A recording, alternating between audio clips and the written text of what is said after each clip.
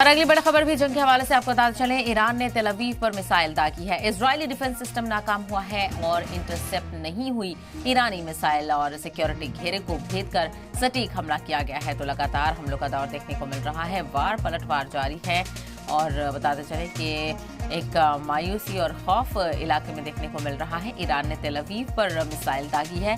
Israeli defence system नाकाम हुआ है। बताया जा रहा है कि इजरायली डिफेंस सिस्टम इन हमलों में नाकाम भी होता हुआ नजर आ रहा है और ईरानी मिसाइल इजरायली डिफेंस सिस्टम इंटरसेप्ट ही नहीं कर पाया और सिक्योरिटी घेरे को भेदकर ईरान की मिसाइल ने सटीक हमला किया, जिसके बाद तबाही के निशान तेल अवीव में देखने को मिल रहे हैं। तो ईरान की तरफ से तेल अवीव को जबरदस्त तरीके से निशाना बनाया जा रहा है और अलग अलग जगहों पर हमले किए जा रहे हैं। और जो इजरायली डिफेंस सिस्टम है मोसाद, वो भी यहाँ पर नाकाम बताया जा रहा है।